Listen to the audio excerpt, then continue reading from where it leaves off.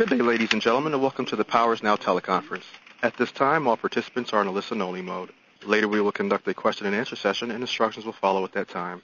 If anyone should require operator assistance during the program, please press star then 0 on your touch-tone telephone. As a reminder, today's conference call is being recorded. And now your host of the Powers Now, Eric Frazier. Sir, you may begin. Good morning and welcome to the Power is Now teleconference. My name is Eric Frazier and I'm your host of the Power is Now teleconference. And it's a gorgeous day today in Southern California. Absolutely beautiful, not a cloud in the sky, 80 degrees. And it's a wonderful day to talk about achieving an advantage.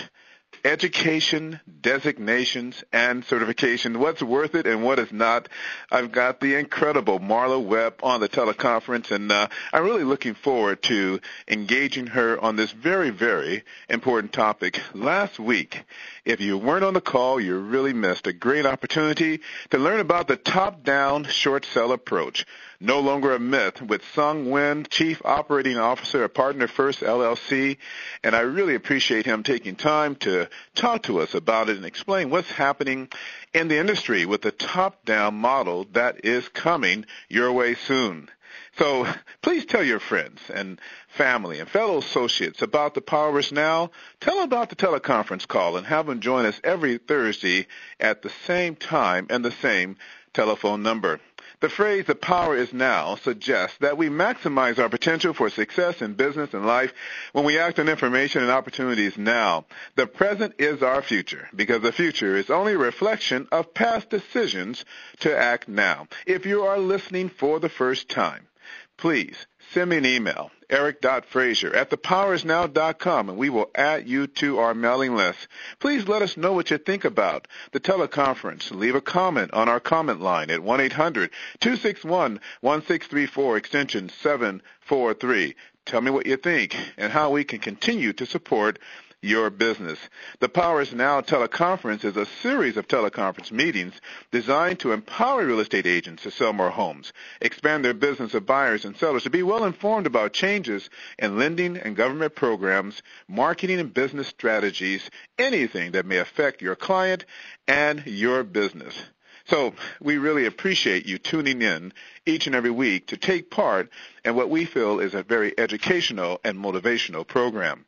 Next week, Vicki Sherman, Vice President and Market Development Manager, Wells Fargo Home Mortgage, is going to talk about business real estate financing purchase program. This is another call, folks, you do not want to miss. Are you thinking about diversifying your business? You know, REOs are not going to be here forever. And so diversification is a key, and looking at small commercial real estate financing as an additional service to your business is something you should seriously consider. Well, today we have Marla Webb on the teleconference and talking about certifications. And just for a few minutes here, I want to share some information about Marla that I think you might find very, very impressive. Marla Webb began her career in real estate in 1976 and has experienced a wide variety of challenging market cycles. She's seen it all, folks. Her business operation includes ownership of a full-service residential and commercial brokerage in Dallas, registered security sales, and land development in Texas and California. Since the late 1980s, she has been engaged almost exclusively in complex national initiatives that manage and market multi-billion-dollar portfolios of owned real estate held by government entities and lending institutions. As a consultant in 1980 and 1998, Marla co-authored proposals that won several of the first M&M contracts with the U.S. Department of Housing and Urban Development.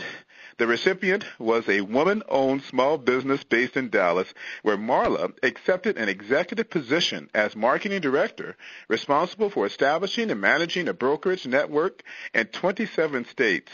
Listing and sales of HUD properties by the M&M broker under Marla's supervision totaled approximately $3 billion annually. Prior to the HUD engagement, Marla's company was awarded a prime contract with the Resolution Trust Corporation to promulgate the policies and procedures for underwriting commercial seller financing that resulted in over $4.2 billion in sales from 1991 to 1995. During that time, she conducted or supervised the training of RTC employees, property managers, attorneys, title companies, commercial brokerages, and nationally. As an ancillary assignment, she spearheaded the seal bid and auction efforts that sold a portfolio of environmentally impacted land valued at $640 million from the assets of the RTC largest savings and loans institution's conservatorship. As president of her own consulting and training company since 1986, Marla is currently involved with national projects to help resolve the current mortgage and housing crisis. She is the curriculum developer and senior instructor for dsuniversity.com, the resource for the prestigious Certified Default Services professional designation. Marla has co-authored several professional development courses, including the 3 core courses for the Certified Default Services Professional Designation. And she has personally taught over 100,000 realtors, 100,000 folks, on a variety of relevant and practical topics during her career. Additionally, since 2008, Marla serves as Prescience Asset Management, Inc., and marketing, education, outreach, business development. She works extensively for Prescience clients, including the U.S. Treasury, HUD, the FDIC, and other entities. And since 2009, she is co-founder and president of Women in Default Services. Besides numerous industry awards and certificates of recognition, among her professional designations, Marla holds the following: CCIM, Certified Commercial Investment Member since 1987, ALC, Accredited Land Consultant, Realtors Land Institute, 1991, CDEI, Certified Distance Education Instructor of the Association of Real Estate Licensed Law Officials, ARELO, in 2005, and CDSP, Certified Default Services Professional of dsuniversity.com, 2006. Wow, I am out of breath. Marla? That's a walk down memory lane, Eric.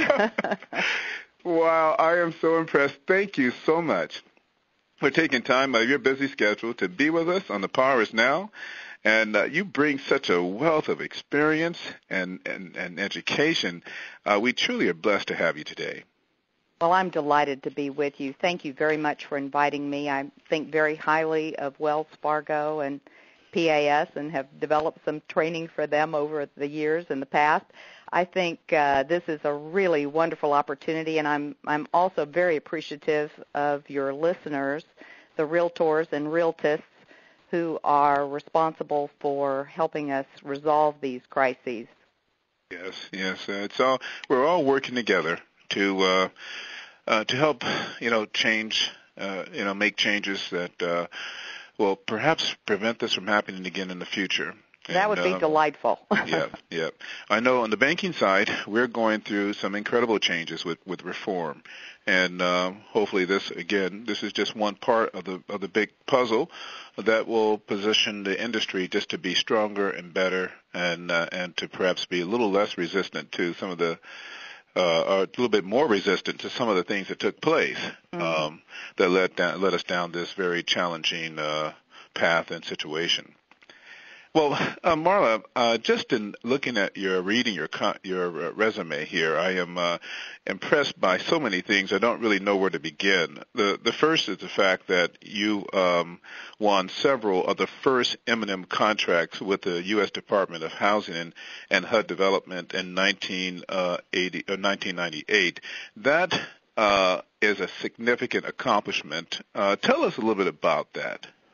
Well, thank you. It was an amazing time. I had previously done government contracting work with the Resolution Trust Corporation, RTC, and HUD had been handling its own REO in-house through 50 or 60 field offices. Many realtors and realtists who have sold HUD homes for years remember those days. In 1998, HUD published a request for proposals to outsource the management and marketing of its single-family residential homes that HUD comes into ownership of by virtue of an FHA loan that went into default. so HUD is actually the largest home seller in the country because there are so many FHA loans, and a certain percentage of those do go into default and through the process, unfortunately, into foreclosure. HUD began the process of hiring contractors to manage and market their homes. That's what M&M stands for, Management and Marketing.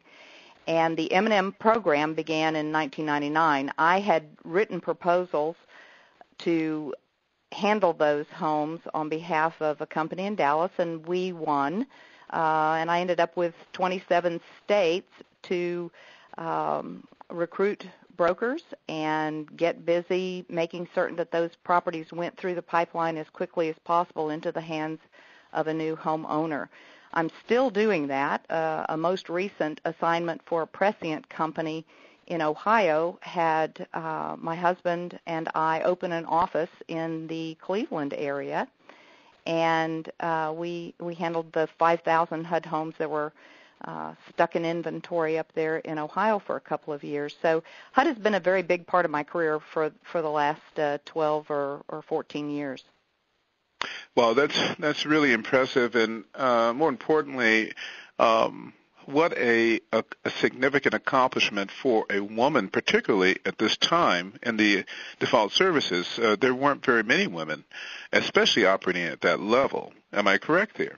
That is correct. I was one of the first few women commercial investment brokers in my career in the early 80s in Dallas. Got involved with commercial properties there, developed a love for land development and marketing, and so proceeded to get the Certified Commercial Investment Member, CCIM, designation as a way to enhance my own learning, give me a knowledge base that was unsurpassed in that field. And I was one of the first few women CCIMs. I was one of the first women ALCs, accredited land consultants, and that's from the Realtors Land Institute, because I enjoyed working with land and with commercial properties. When the failed savings and loan crisis hit, the Resolution Trust Corporation sent out an RFP, request for proposals, for CCIMs who would help them with their commercial portfolio. And my husband and I are both CCIMs. We are affectionately called the Mr. and Mrs. CCIM. We actually met in CI 103. I tell people all the time I got another designation after my name, the CCIM, but I was really happy with the MRS in front of my name. So Bill and I have been in business together 25 years as fellow CCIMs. And we won that contract from the Resolution Trust Corporation as a woman-owned small business to help them write the policies and procedures and underwriting guidelines, and then go out across the country and train people how to sell RTC assets with seller financing so that the buyers that the realtors and realtists were working with could not only purchase the property from the RTC, but finance the purchase of the property through the RTC. And so the program was quite successful, really challenging. That was a very busy 5 years of crisis solving back then. So I tell people all the time this current real estate and mortgage financing crisis, as we say in Texas, ain't my first rodeo.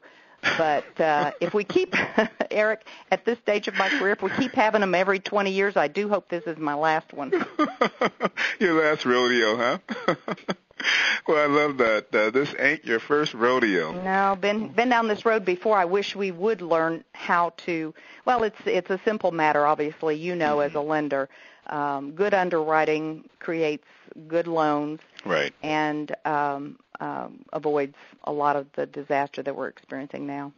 Well, you know, in 2005, 2006, and really, I'd say probably around 2004 to about 2007 and mid-year 2007, 2008, we saw the subprime market kind of dominate the market. There was very few HUD or FHA type loans being done because of the creative financing. The underwriting just went far to the left, right?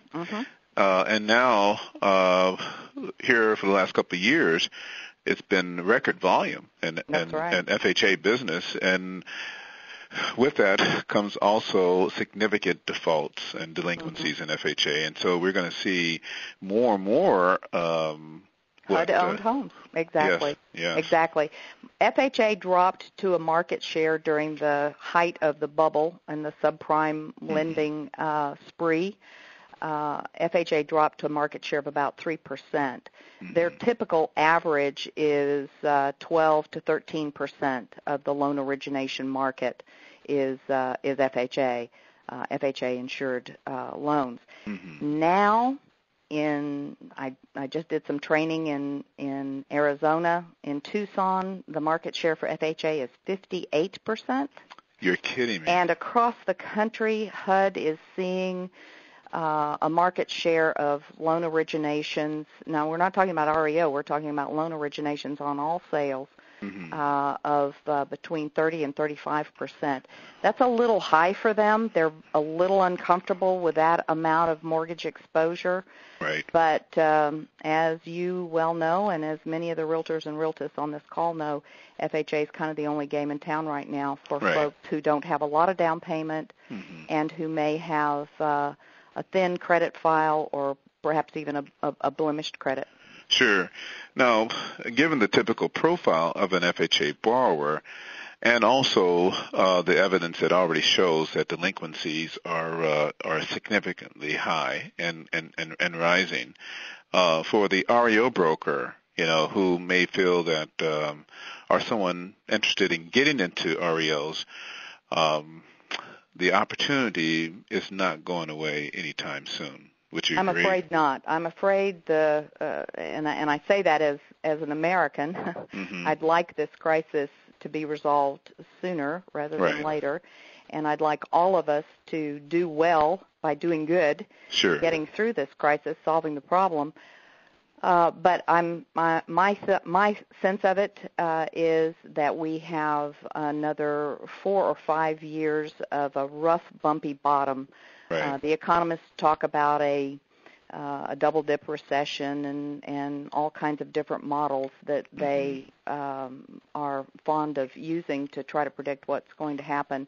I just really think we're going to experience a long, difficult time pulling out. The answer to the problem, obviously, is a better economy and more jobs. People will stay in their homes if they can afford to make the payment.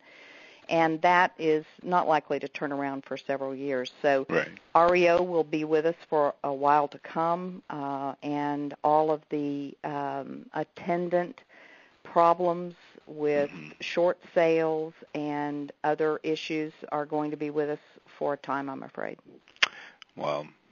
Well, I see a correlation here, Marla, in your background, particularly your education and your success. You became a CCIM, Certified Commercial Investment Member, in 1987, and you won that contract, though, in 1999. And in fact, a lot of the success and major accomplishments took place after that.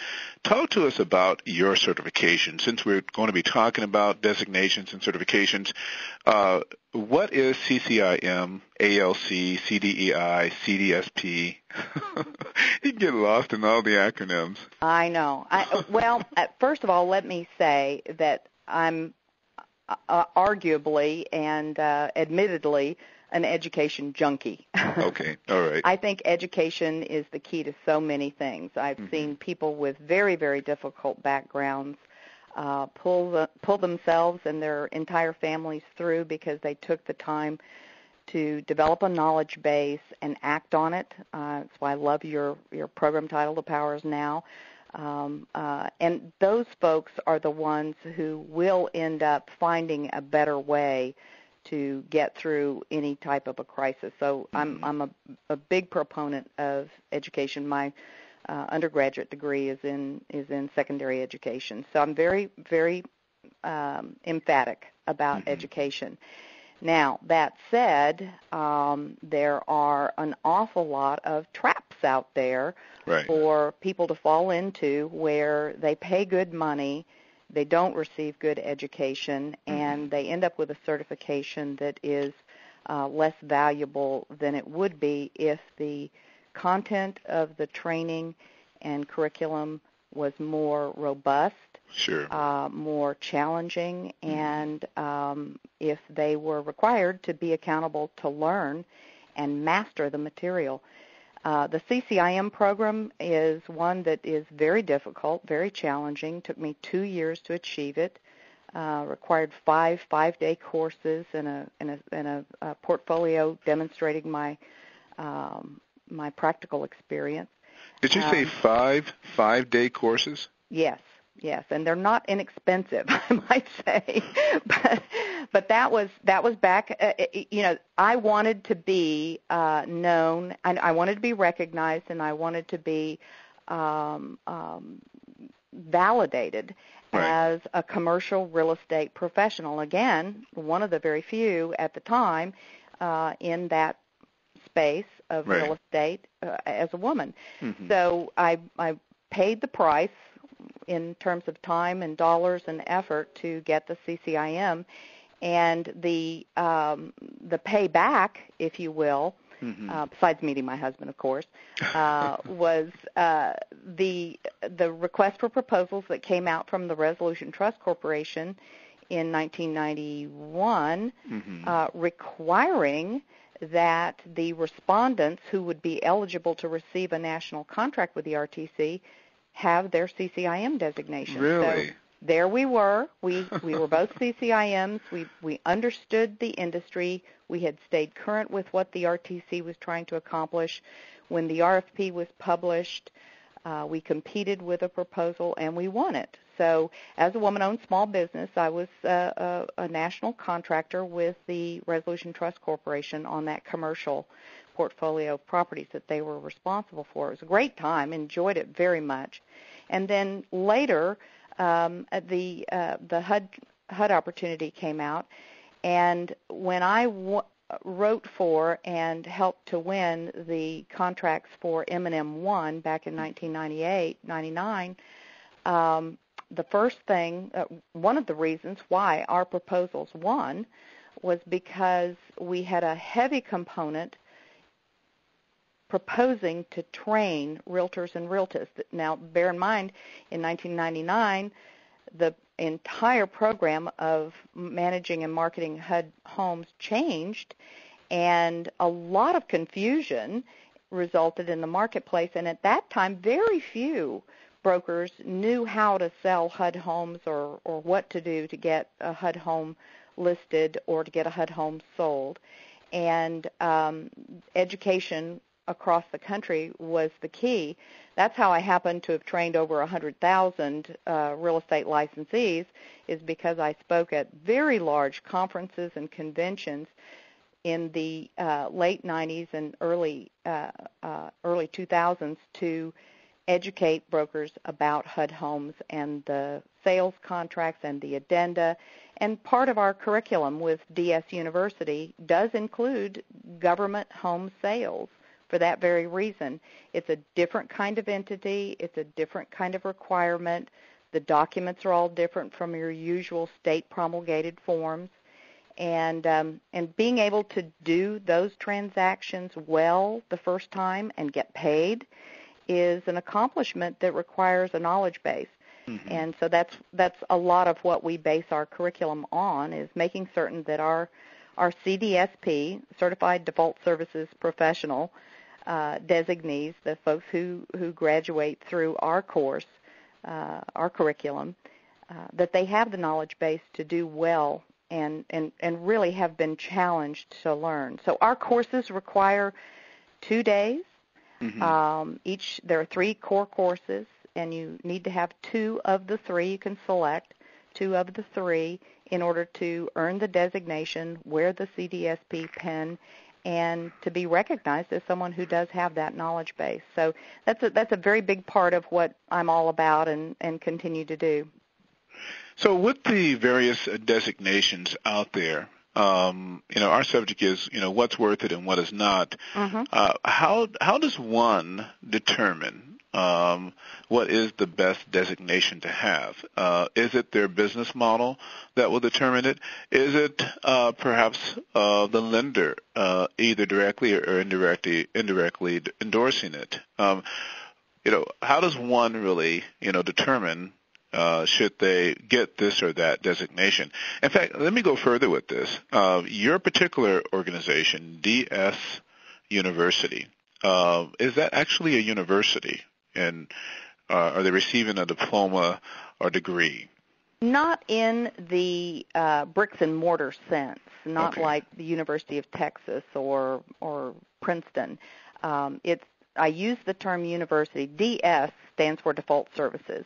Okay. I use the term university because I want to convey that this is a bit more challenging in terms of content, and that would be my first benchmark, Eric, would be the content has to be robust. It has to be more than an inch deep and a mile wide. It needs to go deep. When we go through documents, for example, we go through all of the nuts and bolts, all of the potential pitfalls for errors, and people learn how to complete documents for various government programs in such a way that they're not required to come back and correct something later on, costing them and their customer time, or maybe even potentially running the risk of losing the transaction because of a failure to complete or a failure to be correct. So content is the first benchmark. The second benchmark is that the instruction model should be managed and presented by subject matter experts. It's very easy to hire someone for a few $100s a day to stand up in front of a room and read from PowerPoint slides. And those types of classes are offered all across the country at all kinds of different meetings and conferences and whatnot. And folks are not required to pass a final exam to prove that they mastered the material. People know the difference in quality, Right. and that's really what we're talking about. I pursue the designations that are maybe a little harder to get, maybe take a little more time, certainly take a lot more of my attention and intellect to manage and master, because I know that the clients from JK at your company on up to folks I could name at HUD and Treasury and the FDIC and other major lenders and outsourcers, they know the difference in quality too.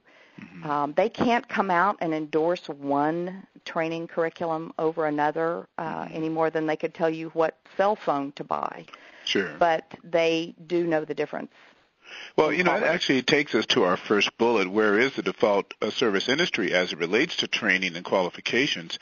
With the advent of all types of regulations and reform and in regard to foreclosures and just handling the whole situation from the time of default to the actual short sale, there's a need for really smart, educated, prepared agents to handle these very challenging transactions now, and also be compliant and not create any liability to the organization. So, what are you hearing and what are you seeing from the industry to try to protect themselves through requiring education or certifications?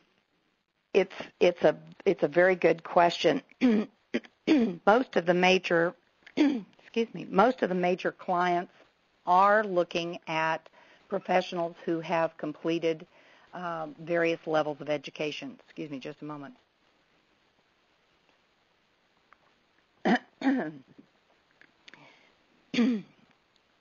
The important thing for the vendor, for the broker, agent, is to, first of all, make certain that the education that they have is worth the money that they spent, and to complete it and to do it in such a way that they go away with mastery. and I've already shared with you my opinion about that. But for the default services industry, they are looking at folks who have designations and certifications, who are involved in the industry and invest in themselves. But the higher the quality, obviously, the more distinctive you are. Now, as an asset manager or working with an asset management company myself, Prescient Asset Management Company, which has the FDIC contract currently for bank-owned ORE, we look at those designations and certifications, and we know the ones, when we're selecting brokers, we know the ones that are, relatively easy to come by, pay your money, go or don't go, sit, text message, leave, get your certificate. That's those level of courses, that level of courses has its reputation, and the harder ones have a better reputation. So that's part of it. But the most important thing for the licensee to do is to present themselves, and to not in an arrogant or self-serving way, but simply to educate their potential clients and their customers, the people who are buying homes, that they have invested in themselves. So if you do attain a certification, it's not a bad idea to have a bit of information about what that means. I mean, if I use my full string of designations after my name, it's just a blur, unless there's a reason for using those designations, and then I explain what it means. If I'm writing a proposal for the government, I'm right in the middle of writing one now, and it calls for a certain skill set, I indicate that our team has the skill set, and it's evidenced by the fact that we have a certain number of, let's say, CPAs, certified public accountants. Right. We don't have just bookkeepers and accountants. Right. We have CPAs. Right. And I might insert, not that anyone wouldn't know, but I might insert just a couple of sentences about what it takes to become a certified public accountant as opposed to just a bookkeeper. Right. And the same thing with the CDSP, the Certified Default Services Professional. Those folks who have taken those core courses can put a simple line that says quality education or accountability in default services education, something that educates their potential client or customer that they've invested in themselves. And that's a good thing. And dsuniversity.com helps them to use the designation and to promote themselves as having attained the knowledge base through some of our marketing materials. And I am talking all the time at conferences and various events for MBA, for all of the default services groups, and personally, in person in Washington, D.C. frequently, to folks who are at the top of these organizations about education, what we're doing, why we're doing it, and how valuable it is to them as a client if they will utilize people who have attained that knowledge base.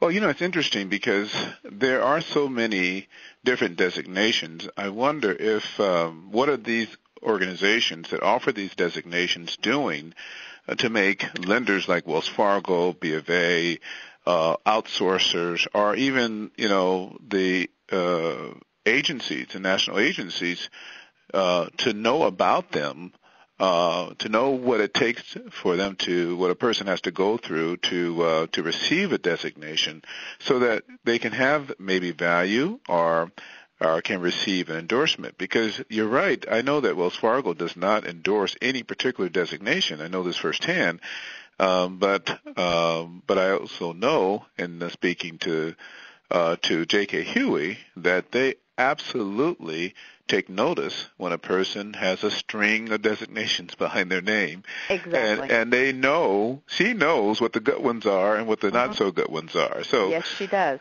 So, but what do you do to establish the value of CDSP?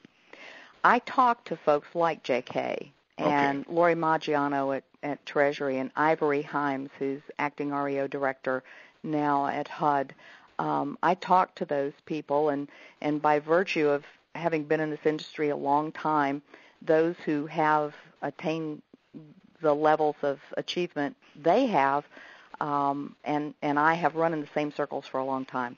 I talk to them and I let them know what the requirements are and how challenging it is, and give them assurance that DS University is not a diploma mill or a certificate mill or a quick, cheap shot kind of experience. It requires some dedication, and there. I'm not saying ours is the only one. Like I say, the CCIM is from NAR, so is the ALC, the Accredited Land Consultant from the Realtors Land Institute. There are other, but the quality is the difference. And so, when I talk to them, I say, would you like to, if you were needing a broker in an area, would you like to trust your property to someone who has a knowledge base, who has achieved this designation, or would you like to trust this property to someone who doesn't? Well, the proof is in the pudding, and the proof is in the practice. The person with the designation, just like my first government contract came to, I wouldn't have been qualified to write a proposal if I hadn't had the CCIM. They knew that if they selected from CCIMs for this commercial assignment, that they would at least have people who have a knowledge base. Right. Now, if I'm an asset manager, and we do with FDIC have commercial properties, I'm looking for someone in a town that I'm not familiar with, and I find an accredited land consultant for a piece of land, the development land, or I find a CCIM for a small strip center. I know that those folks at least have the knowledge base. Right. Now, I give them a shot, and they rise or fall on their own merits. Okay. But at least I had a confidence level that they understood the principles and the requirements, right, maybe a little better than someone who doesn't. I don't have any way to judge that they are the best, but I do have some level of confidence that at least they have the knowledge base. And then, I see how they do. Right. So it's not the end all be all. You still have to perform. Having the designation doesn't cut it if you don't follow through and do the required tasks and assignments. But it really does help, and that's what we do. We get in front of the clients and we say, there's a lot of training out there. There's a lot of clutter. There are a lot of people reaching their hands in the pockets of realtors and realtors to charge them for this, that, and the other. What do they invest in? Well, they should invest in themselves, and the money they spend should end up with some real value for them.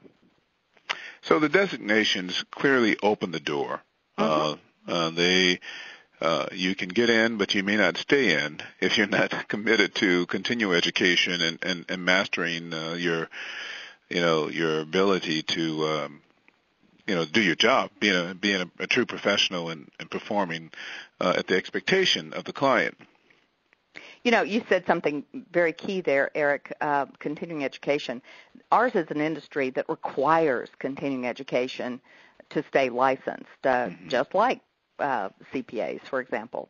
One of the things that dsuniversity.com is committed to is applying for and achieving continuing education credit in as many states as possible. We're involved in that process, and that that again sort of maximizes people's time. It's not easy to get CE accreditation in many states.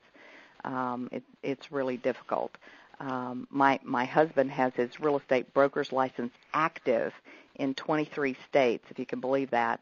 So he does a lot of CE, and he shares with me. I'm only licensed as a broker in 2 states, but he shares with me the good, the bad, and the ugly about continuing education. Sure. And that's why I've worked with ARELO, the Association of Real Estate Licensed Law Officials, they're the ones who typically set the requirements for CE and are very, very involved in elevating the standards for CE, for continuing education for real estate licensees.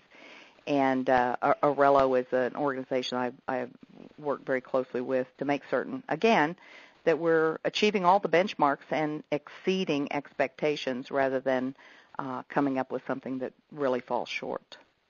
So, Marla, with your experience, and you've been at this a long time, and started from the bottom, right? I mean, just getting started. I started on my kitchen table, Eric. On your kitchen table. The first commercial properties and the first government contracts were literally written on the kitchen table with a big pot of coffee going in the background. So, what's your advice to the agent out there that outside of your particular designation? What are some designations that Marla Webb says, you know what, it would be a good idea, not only, of course, to get a CSDSP or CDSP designation, but SFR, CDPE. I mean, what are some of the other designations that you think are strong designations that carry some weight with clients, both government and private? Well, I think that the National Association of Realtors does a good job of putting together quality education. They obviously work closely with Arello as well, the Association of Real Estate Licensed Law Officials. So it depends on the track that the broker or agent wishes to pursue. Okay. The Certified Residential Specialist and ePro, some of those things I think are worth pursuing. Mm-hmm. There's a good name behind them. There's a good, strong curriculum development and course writing and presentation behind them. If you find yourself at the end of the month and you have to get a CE class done before the end of the month to renew your license, your standards slip quite a bit, and you just want to get it done. Understand that. One of my favorite quotes is, "Education is one of the only things that Americans will pay for and not get." If you're sitting up at 11 o'clock at night clicking through screens, you're not really getting an education. You're just satisfying a requirement, and you've got to pay for it. Right. Right. But the better organizations, the ones that have been around, do a better job of providing quality training. And again, I want to emphasize, even though Wells Fargo and HUD and all the others cannot endorse one over the other, believe me, they know the difference. So I would just encourage your listeners to first of all assess their own business plan, their plan for growth, their plan for development, and invest in themselves and get quality education in the process. And it's available. It's available through a number of different vehicles, but the organizations that provide good training are the ones we all know. Well, that sounds great, and I think that's great advice. We're going to have the operator give instructions to ask questions for our listeners, and after he does that, then I'm going to ask you one more question about HUD contracts. Okay. Ladies and gentlemen, if you have a question or a comment at this time, please press the star then the 1 key on your touch-tone telephone. If your question has been answered or you wish to move yourself from the queue, please press the pound key.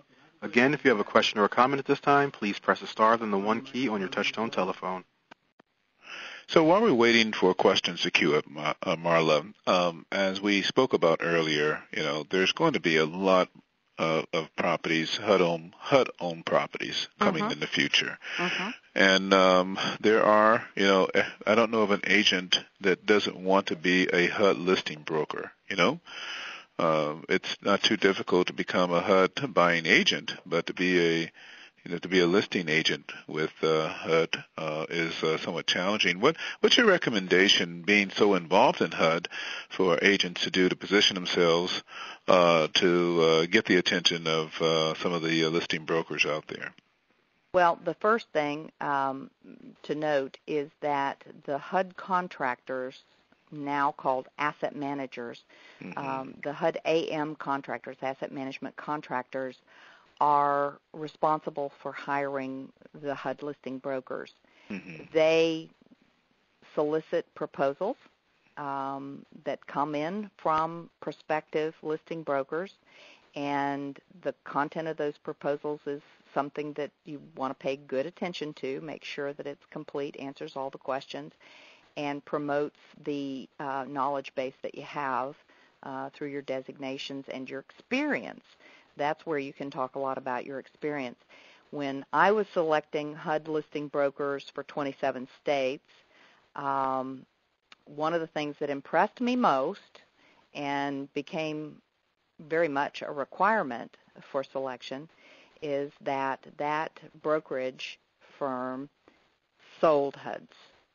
So having sold the HUD homes told me that this is not someone who just wants to take a listing and sit back and let the work be done by others, but this is someone who's been in the trenches, showing and selling HUD homes, dealing with the documentation process, dealing with the business process, the bidding and the inspections and all the rest, understands as is, understands HUD requirements, and since nobody gets paid until closing, the result is that they've fueled their own career by making HUD commissions a part of their revenue stream. And that's what HUD is looking for, and that's what the asset management contractors are looking for. They're looking for results. So even though, like I say, knowledge base and designations and all the rest are very important, experience is also important. And so the place to start is selling HUD homes, and that tells the asset management company that you know the process from the ins and outs. Now then, they will look at you as a potential listing broker. And I've spoken to a lot of the asset management company owners and executives, and there are still some opportunities open out there to become a HUD listing broker. You have to pay particular attention to what they're asking for. You just have to track it. And like I say, there are some opportunities out there. I was just speaking with one of the asset management companies in Georgia a couple of days ago. I was in Atlanta, and there are some opportunities. So just got to keep your finger on the pulse and do the tough job of selling the homes, and that will convince them that you can also do the tough job of listing the homes. Another thing that's very important for HUD is community outreach. To be involved in your community, I just completed a Train the Trainer event with Freddie Mac. They're really ramping up and have improved and updated their Credit Smart program. Credit Smart is their financial literacy program. Agents and brokers who use Credit Smart training materials to reach out into the community and teach people how to be credit worthy, how to prepare for home ownership, how to understand the process well in advance of getting in the car to look at houses. When you do that kind of community outreach, there are two very positive results. Number one, it convinces the client who has a portfolio of properties that you really are involved in your marketplace, and you're out to do your best to make a difference in your own marketplace, in your own neighborhoods. That's very important. The second thing is when you teach, people tend to come to you as a trusted subject matter expert with whom they want to associate as a buyer.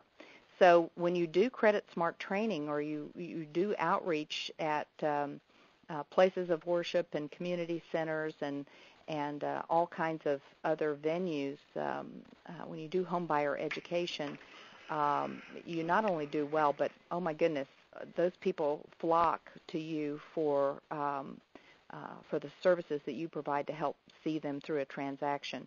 So those are a couple of really important things. Getting out in the community and being involved in the community is something that we always look for as when we're hiring brokers.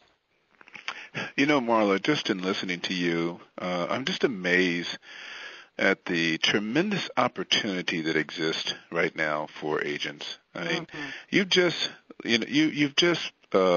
shared a pathway to becoming a listing broker, and you don't have to be, a stat major to see what's happening, and that the opportunity will be there. There will be more, unfortunately, HUD-owned properties.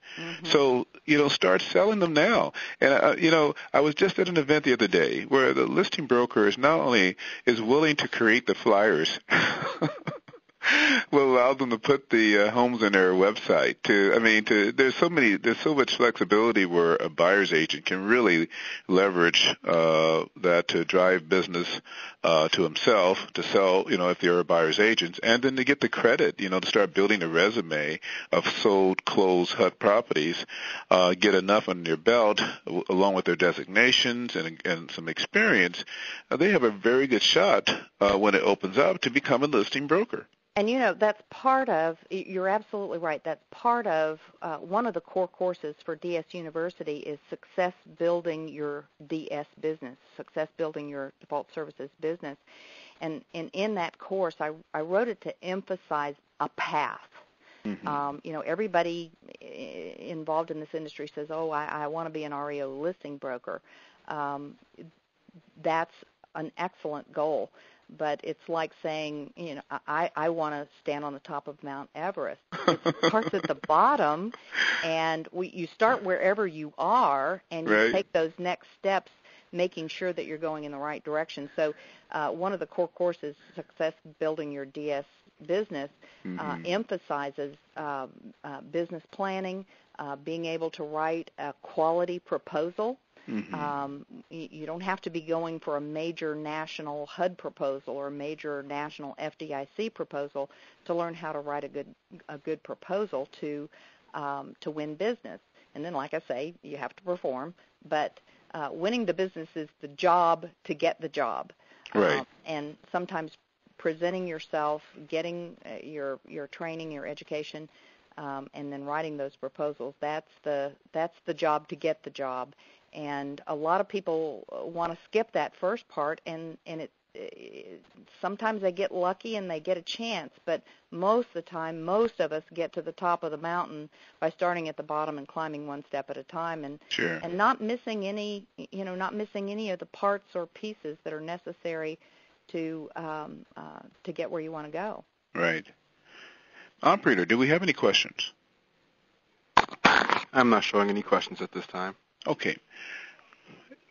Well, I was thinking too, Marla, that most of the resumes that I see are not very well done that agents have. So I can only imagine, too, that their proposal writing may not be much better.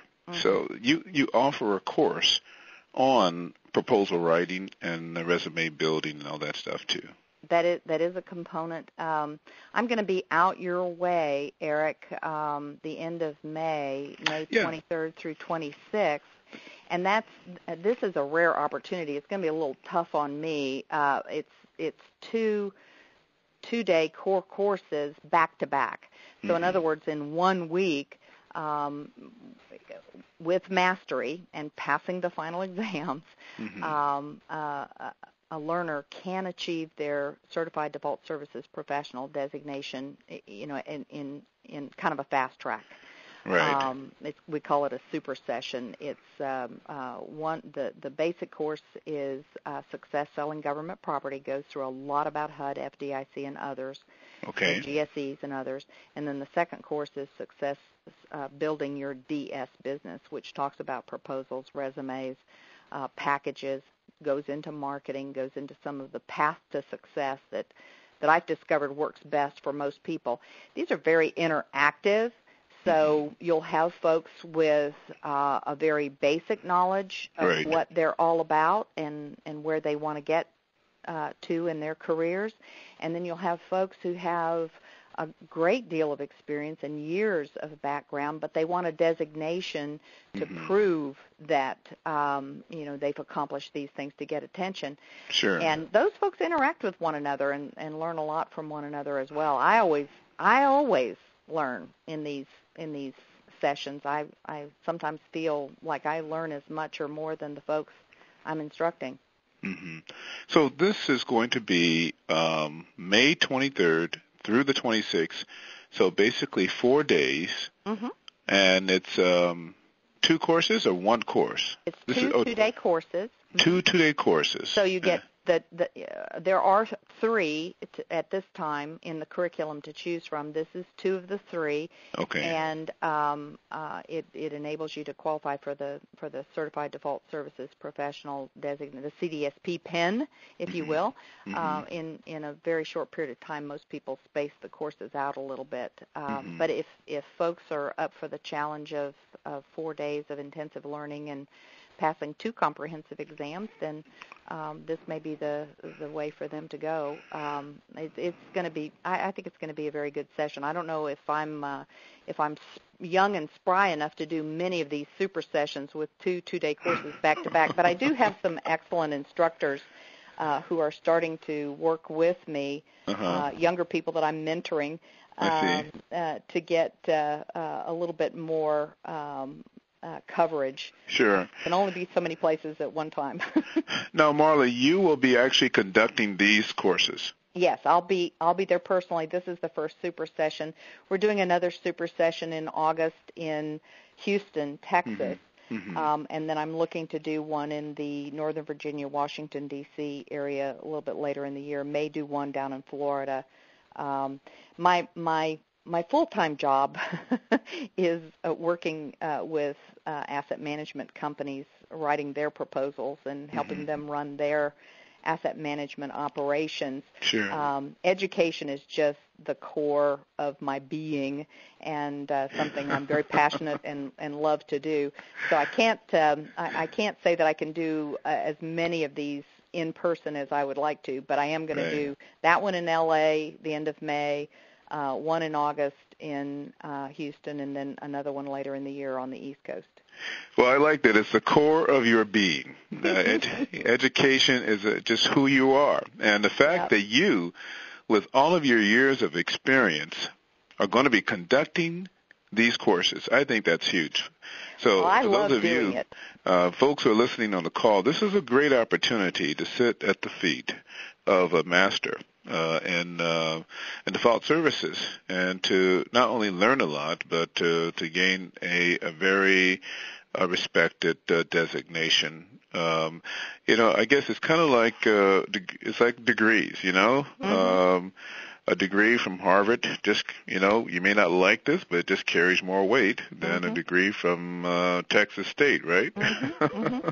And you know what? At the end of the day, the people aren't any different. At the end, it's what you do with what you know. Right. But you do need to start with learning, and so that's why I carve out time in my career to continue to teach. And now I'm blessed. I'm very blessed to have some folks who want to learn how to teach, and so I'm teaching teachers. And so that's the point at which I can sort of pass the baton, and like I say, at the 30-something year plus career, I feel like I maybe passed on something that could be of benefit to folks in the future. Well, folks, the course is $349, and that is for each course or for the total 4-day deal? Each 2-day course is $349, and the travel expenses attendant to it are something to consider as well, because they're offered around the country. Right.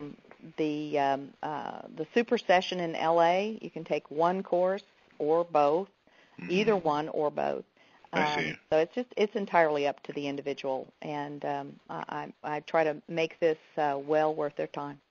So both sessions will be from 9:30 a.m. to 5 p.m. And at National University in Costa Mesa, and they can go to dsusuniversity.com, dsusuniversity.com to register. So, well, Pardon me, this is Kevin, the operator. We actually do have one question on the phone line. Okay, great. That's good. Question comes from Sherry Jackson. All right. Hey, Sherry. Hi, how are you? Excellent. Thanks for being on the call today. Hi, Marla. How are you? I met you in Jamaica. Hey, Sherry. I thought I recognized the name. I just want to say that I want to attend your class in Costa Mesa. And I see, I'm on your website, and I see it has something here for $179. Is that separate from the super session? Sherry, that's an excellent question, and I would encourage people to go to contact us if they have any questions on dsusuniversity.com. Contact us if they have any questions. The $179 for the second course, Success Building Your DS Business, is for folks who have already taken the one-day class offered by Freddie Mac known as Credit Smart. If you haven't taken that, it will be incorporated into what we do in that second 2-day course, and you would then need to pay the whole $349 and take the whole course. But it's a special discount for folks who have already been through Freddie Mac's Credit Smart training. It's a full day. I just did it in Washington, D.C. with Freddie Mac folks doing the instruction and providing the support for it in the first week of March. If you've taken that course, I wanted to acknowledge the fact and give folks a discount. Then you don't have to come to both days of that second course, although I think it would be good to go ahead and do it anyway. So if you've taken Credit Smart, you get a discount on that second course because Credit Smart is a big part of that course. Yeah, we had the Credit Smart. Freddie Mac came out to Consolidated Board of Realtors, where I'm the first VP there, and we had them come out, and we've got a lot of the realtors. They have their Credit Smart certifications. Fabulous. Then they get that discount on that second course. Oh, wonderful. Okay, well, I want to talk about this at the offer this to our members, so I'm going to e-blast this so that they can get involved. This is, I think, just absolutely wonderful, and I appreciate everything that you do. I always like listening to you. It always inspires me to, to go a little further and be better about everything that we're doing in the industry. Well, you know what, Sherry? I love Realtus. I have supported NAREB for more than 20 years, and I really acknowledge the fact that you guys do emphasize education and do bring some wonderful opportunities to your members. Thank you very much for doing that. That was one of my best speaking engagements. Not very often I get invited to go to Jamaica to speak. And I also want to thank you, Eric, for having the series. Everything that you presented is always so inspiring. And I think it's you give us a lot of information. So I just want to say to keep up the good work that you're doing also. Thank you, Sherry. I appreciate that. Okay. Operator, do we have any other questions? That was our only question. Okay. Well, it was a great question. Well, Marla, I really appreciate you being on the teleconference today, and this has been really informative, educational, enlightening, and I could probably come up with more adjectives, but we're out of time. Eric, just let me say how much I admire and appreciate you and what you do, and obviously your heart for people, and I'm very, very humbled and grateful to have had the opportunity to talk with you for an hour or so. Well, thank you so much, and folks, please tell your friends, tell your fellow associates about the Power is Now teleconference. And if you know of people who are not on the call today, well, the great news is that it is being recorded. You can listen to this call at thepowerisnow.com, thepowerisnow.com, and it will be posted on the website sometime Friday evening. By Friday evening, it will be available. So you can listen again to Marla Webb share her wisdom and knowledge about certifications and just her background and experience. And Sherry, I agree with you. It is very motivating and as well as enlightening to listen to Marla. I want to share just a few announcements before we end the call. Marla, you mentioned Credit Smart. One of the things that the Orange County Association of Real Estate Brokers are doing, which is a chapter of the National Association of Real Estate Brokers, NAREP Orange County, is we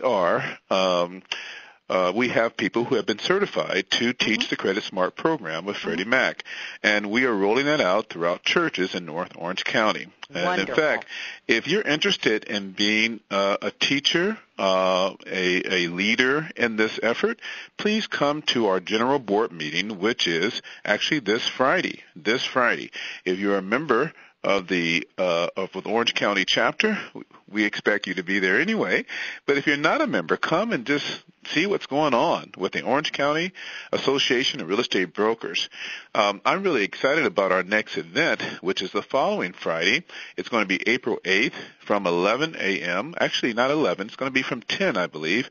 Actually, it's at 9:30. I don't have the flyer with the correct time with me, but I believe it's 9:30. 9:30 in the morning on Friday, April 8th. We are going to have Carla Dennis. She is an author of the book Against the Odds with Carla Dennis and Tax Storm. Both books are available in stores and Amazon. This is a very, very dynamic speaker. She's going to be talking about business and tax strategies for real estate professionals, things we need to know to stay out of trouble with the IRS. And then Tom Oliphant. He is the executive director of Infinity National, and he's going to be talking about the new REO opportunities with Infinity National. So you may be familiar with Infinity National, and you may be familiar with Tom. Tom was recently at LRES. Now he's with Infinity National, and we're excited. He's going to be talking to us about opportunities for agents with Infinity National. So please come April 8th. I believe the time is 9:30 in the morning to 12 o'clock, 9:30 to 12 o'clock, April 8th, at the National University. That's right, National University in Costa Mesa, same place that Marla is having her super sessions for CDSP. We're going to be having on April 8th this great event, the Speakers Forum with Carla Dennis and Tom Oliphant. Now, you can go to the website at ocareb.org and register. If you're not a member, it's $25, really inexpensive, and it's free, of course, for members. So please join us April 8th, and you can join us tomorrow at our general board meeting, which begins at 10 o'clock, actually 10:30, I believe. 10:30 to 12:30 is our general membership and board meeting for the Orange County Association of Real Estate Brokers. Then finally, I just want to share a little bit about what's happening next month in April. I am really excited. First of all, Vicki Sherman, who is a vice president at Wells Fargo, going to be talking about business lending.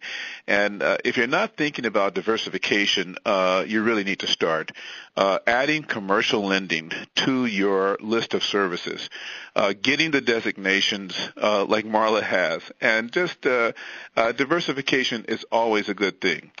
So she's going to be talking about commercial lending on April 7th, and you're really going to be surprised at what Wells Fargo can do.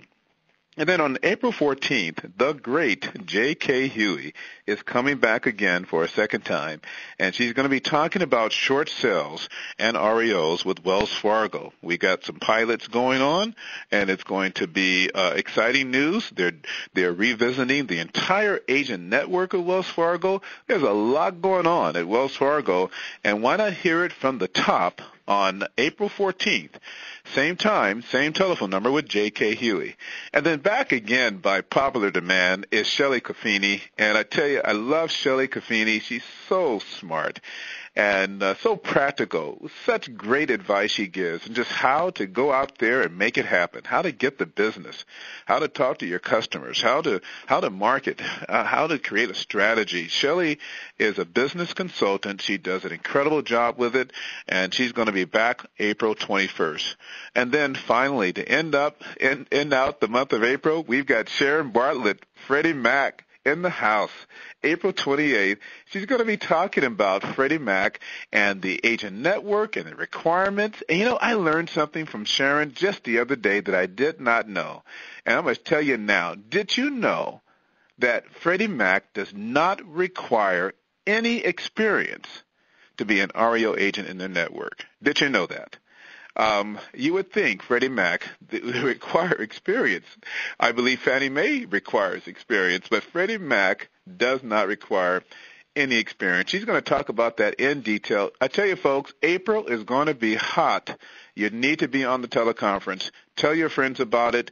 And if you can't make it, go to the website, thepowersnow.com, and listen in every week, same time, same telephone number. Well, that's a wrap of another Power is Now teleconference. Remember, the power is now. We are at our best, and we maximize our success when we act now. Thank you for joining the call. See you next week at the Power is Now. Have an awesome day. Ladies and gentlemen, this does conclude today's presentation. You may now disconnect.